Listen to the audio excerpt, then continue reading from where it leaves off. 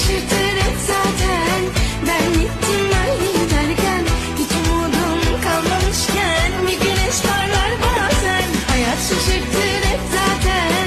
Ben gittim öyle giderken, hiç umudum kalmamışken bir güneş parlar bazen.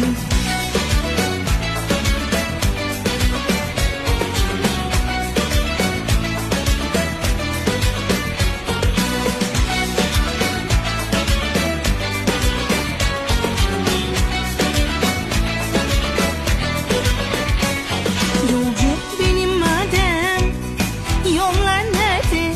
Kırdın kanatlarımı, ilacım nerede? Bitti derken her şeyinden, gitti derken sabrettim ben.